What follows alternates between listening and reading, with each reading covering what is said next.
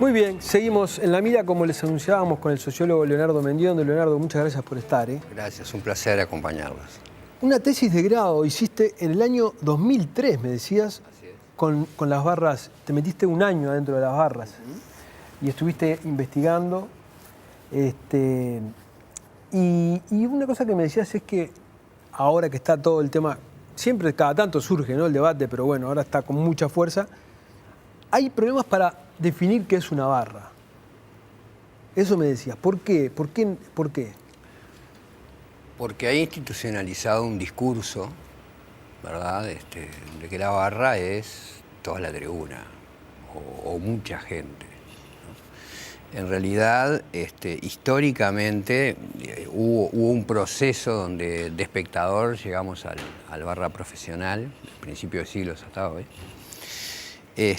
Y la barra en realidad siempre fue un grupo acotado de gente, 50, 60, 70 personas. Ya lo era en el 2001, 2002, 2003.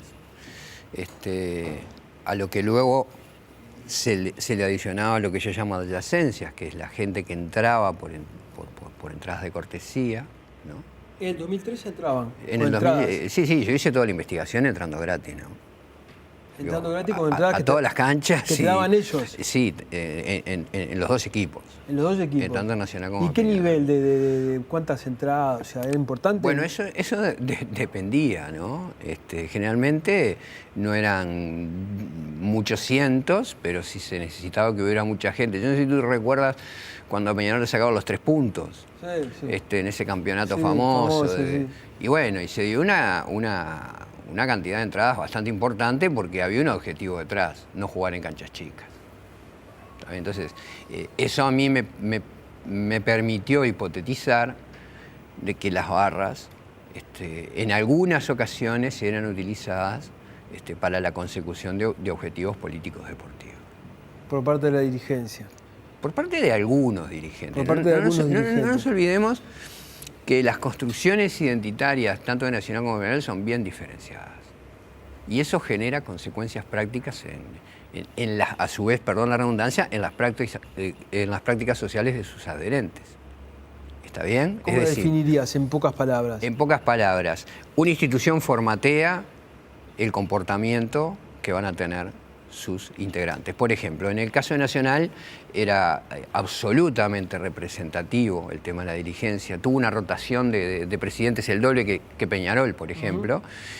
Mucho más abierta, como decía Clifford Geertz, una constitución epocalista, abierta, etc. En tanto que Peñarol, dirigido por líderes carismáticos, especialmente Damiani, que generan ese tipo de situaciones, ¿no? Hay una forma explícita de cómo hay que adherir, hay una fuerza, hay una construcción identitaria muy hacia adentro, con muchos enemigos reales y enemigos simbólicos, ¿verdad?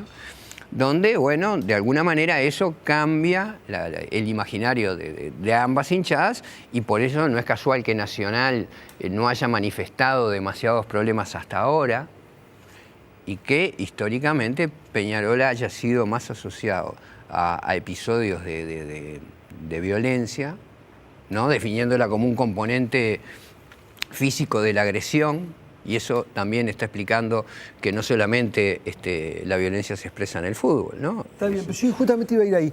Hoy me recordabas y yo me había olvidado ya, ¿no?, de que en algún momento los propios periodistas deportivos le decían los locos lindos, sí, a los muchachos de la Ámsterdam, ¿no? Sí. ¿En qué momento se pasó de aquella pasión a la violencia? Bueno, violencia siempre hubo. Vamos a dejarlo claro, desde la década del 20 que destruyeron un ómnibus argentino de la selección argentina uruguayo, en 1957 cuando mataron un hincha de Sudamérica, y que en 1960 cuando se dirimió quién iba entre Cerro y Peñarol a la Copa Libertadores de América, se tiraban tanques, las barras de hielo, botellas de Coca-Cola, desde los anillos hacia abajo, es decir, siempre hubo. No nos olvidemos, un poco decía ayer Moraz, hablaba de lo de la tierra purpúrea, ¿no? Esa tierra mezclada con sangre, escrita por el ángulo uruguayo Houston. Hudson, o sea que hemos tenido un pasado tradicionalmente violento, sobre todo en el siglo XVIII hasta 1904, el siglo XIX hasta 1904, ¿no? Donde hubieron decenas de revoluciones. Pero ahora hay como una cosa más... Bueno, en los números estamos a media tabla, ¿no? Por ejemplo, el tema de homicidios. Quizá estemos visualizando más cosas que antes no se veían, como el tema de la violencia doméstica, como el tema del abuso infantil. Y todo ese tipo de cosas responde, lo que hablábamos hoy, al componente físico justamente de qué es la violencia, ¿no? Es decir, de alguna manera esas cosas se plasman en la cancha, pero vienen porque las personas vienen con un periplo anterior a la cancha, llevan su historia de vida a la cancha. ¿Es un reflejo de la sociedad? Son la sociedad. Son la sociedad. El problema es que estamos muy divididos desde el punto de vista territorial, desde el punto de vista económico, etcétera, etcétera, ¿no? Cuando hablamos de sociedades hiperintegradas, como otrora, estamos hablando de un paraguas normativo que cubría más o menos a todo el mundo. Ahora el paraguas normativo es súper laxo y entra un montón de cosas que se juntan en el estadio como punto de encuentro, por ejemplo. ¿Está bien? Me decían el otro día, ¿por qué en un espectáculo de rock no pasa eso, siendo que hay mucho consumo de drogas, mucho consumo de alcohol? Bueno, ahora en el fútbol hay infinidad de intereses económicos que están en pugna, ¿verdad? Hay complicidades dirigenciales, como quedó demostrado. Que no está en el rock. Que eso no está o ahora recién se está poniendo en el tapete, ¿no? Y vos me decías que ya en el 2003 el fenómeno de la droga y de la venta de drogas ya estaba instalado. Pues sí, más bien. Sí, claro. Porque parece en todas las tribunas. Me acuerdo que fue el fenómeno también cuando empezó a ingresar la pasta base. Claro, en esa época. Sí. ¿Está bien? Y siempre hubo gente que entró drogas, algunas las llevaban y las consumían porque en Uruguay nunca fue difícil conseguirlas. Sí. Y bueno, y hay gente que hacía sus negocios ahí. Claro, cuando vos le pones el tema narcotraficante, bueno, ahí ya estamos metiéndole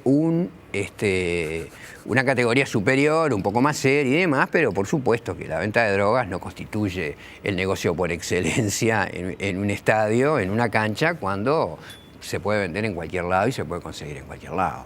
Vos ibas en una nota, algo que me llamó la atención, y es que la sociedad tiene un altísimo margen de tolerancia hacia la violencia. Y yo lo vinculo con otra cosa, y es con que la gente no ha dejado de ir. No. Vos decís, la gente no dejó de ir al fútbol. No es cierto que dejó de ir. No es cierto. Eso lo dicen los datos estadísticos de la propia venta de entradas de la Asociación Uruguaya de Fútbol. El tema es que son esas mentiras instaladas, tanto desde el periodismo deportivo, tanto desde los legisladores, todos los medios, etcétera. Por ejemplo, dejó de ir la familia, ¿no? Es decir, yo creo que primero hay otros satisfactores más importantes que el fútbol. ¿Está bien? Que conspiran con que la familia vaya, la familia va de repente a ver el tema de la selección. Yo no me puedo olvidar que en la cancha de Cerro, uno de los últimos episodios que golpearon seriamente a un coracero, fue una mujer que estaba con un bebé que se lo dejó al marido y fue una mujer que le pegó al coracero, ¿no? Y eso constituyó una familia también. Pero en definitiva, nos manejamos con muchos lugares comunes, y esos lugares comunes nos hacen mucho daño. Nos manejamos con medias verdades, que hoy encontramos un arma, o que el boli era narcotraficante. Es decir, y el problema es quién lo dice y la legitimidad que tiene eso, ¿no? Cuando lo dice un senador de la República, cuando lo dice que hay sexo de las banderas un expresidente, etcétera, etcétera, etcétera. Eso tiene una enorme legitimidad. Y sobre todo en los medios, que son formadores de opinión. La gente vive pegada a la realidad. ¿Vos decís que, digamos, que lo que se refleja en los medios o en las declaraciones de los dirigentes políticos o los dirigentes de fútbol es más grave que la realidad? No, yo creo que co-construyen esa realidad, porque por un lado firman protocolos, después no lo respetan. ¿Está bien? Sí. Por otro lado dicen no damos entradas y siguen dando entradas. Yo siempre estuve de acuerdo con las entradas de cortesía. El problema es porque la barra, cuando cumplía una función de barra, le daba terrible color al fútbol, ¿no? Hoy por hoy, por ejemplo, un ejemplo de los medios. Todos vemos fútbol inglés, fútbol español, todo el mundo lo vemos. Y a veces podemos ver que se tiran cosas a la cancha, o botellas, o hay insultos, etcétera, etcétera.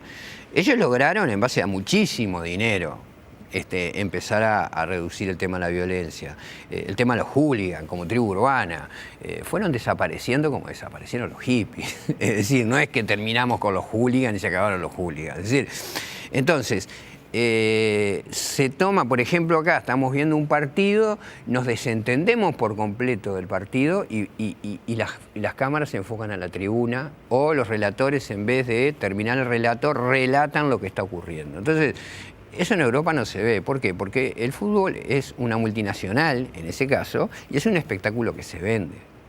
¿Está bien? Entonces, yo creo que hay un conjunto de cosas. Si vos, 15 días antes del Clásico, estás dando una manija impresionante de algo que va a pasar. Si tú estás haciendo un trabajo de inteligencia y recién te enterás pocas horas antes del partido que va a haber ese problema, yo no estoy entendiendo cuál es el problema que se iba a armar y que supuestamente estaba orquestado o que estaba orquestado. Yo no entiendo cómo funciona ese trabajo de inteligencia. Vos seguís teniendo vínculos con la gente de las barras. Así es. Hay una nueva generación y antes se respetaban los códigos, había gente que lideraba más y ahora la muchachada está más suelta. Cambió completamente. Las barras hasta el 2009 tenían una cierta capacidad de control, había mucho menos armas, ¿no? Muchísimo, no habían armas, no encontrabas un arma en el estadio, y todos los episodios de violencia se resolvían fuera de las canchas.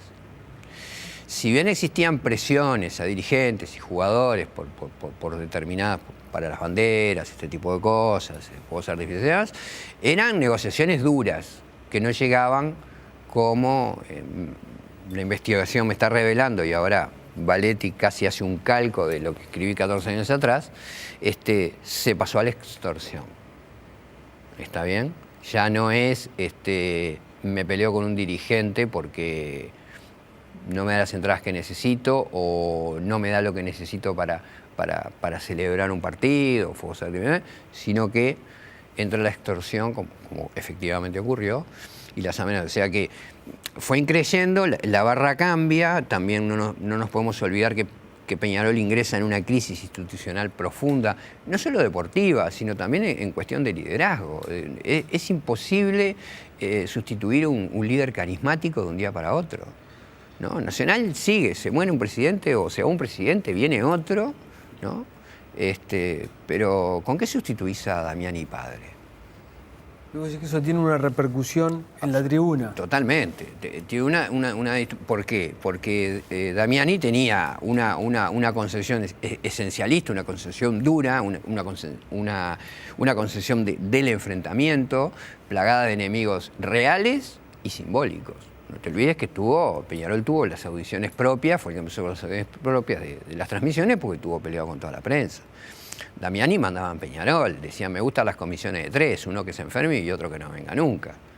Es decir, entonces, ese imaginario que salía del club, sobre todo a través de la audición Peñarol Verdad, que también la recopilamos durante más de un año, ¿no?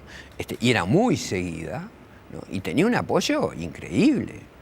Ya estamos viendo desde el punto de vista político, y no quiero entrar en un tema que no conozco, cuando un líder carismático desaparece, es muy difícil de suplantar. Maduro no es Chávez, por ejemplo. Brevemente, sí, como para terminar, ¿qué medida se adoptaría para establecer un control mayor sobre la accionar de las barras? Bueno, ahí hay que separar fenómenos de delincuencia y fenómenos de pasión, en primer término. Habría que haber un sinceramiento absoluto y una decisión política absoluta y total, ¿no? Para tratar de minimizarlo, porque aunque hoy tú metieras a todos los que llaman violentos hoy en la cárcel, hay más esperando afuera para ocupar ese lugar. Sí. Entonces, la violencia en los espectáculos deportivos tiene causas psicosociales muy, muy, muy profundas que no se van a resolver solamente con represión, solamente con cámaras. Necesitamos policías deportivas, necesitamos una legislación que se adecue y sobre todo que se cumpla, ¿no? Hay un artículo en la legislación aprobada en el 2006 que mandata a la Comisión hacer investigaciones sobre las causas y las consecuencias de la violencia en los espectáculos deportivos. No se ha escrito una sola hoja. La comisión no es multidisciplinaria, está enfocada desde una cabeza muy policial, ¿entendés? Con cabeza de policía, y no se entienden un conjunto de dinámicas como, por ejemplo, te digo una sola, de Veblen, de emulación-distinción, por ejemplo. Hoy la distinción pasa por ser quién es más violento. ¿Tá? Entonces, ahí empezamos con una otra escalada. No se entiende lo que escribió Yusta León hace más de 100 años de cómo se comporta la gente cuando se configura en masa, que puede ser, de las acciones más loables a las más terribles. Es decir, hay un montón de factores que hay que tratar de comprender. Hace mucho vengo diciendo que necesitamos policía, guardia privada, pero no el guardia que está en el supermercado, ¿no? Yo tuve el placer de conocer guardias del Barcelona y están resalados, ¿no? Es decir, no son los que están en el súper acá. son guardias de verdad que tienen una capacidad de hablar, tienen una capacidad de llamar antes a los líderes y decirle, bueno, mirá, hay un partido acá, esto es así, mirá, pinta. O sea, se charla antes, se conversa antes. Si hay que reprimir, hay que reprimir. Eso es cierto también. Pero creo que la represión es una herramienta. Creo que hay que buscar también en otros sitios, en los clubes, en la Asociación Uruguaya de Fútbol. Yo, por ejemplo, cuando trabajé con Christopher Wole, que fue director de los servicios de seguridad de los estadios, me acuerdo estábamos en el Centenario y me dijo, muy lindo, es un museo, ¿no? Peñarol hace una cancha, ¿no? Diseña desde cero, nueva, y resulta que no pone sistemas antiavalanchas. Entonces yo digo, ¿quién autorizó ese proyecto? Cuando se sabe que es necesario hacer eso. Por ejemplo, ¿no? Leonardo, muchísimas gracias por haber estado. Ha sido un placer, muchas gracias a ti. Gracias a ustedes por haber estado ahí, los esperamos el jueves próximo. Que pasen bien.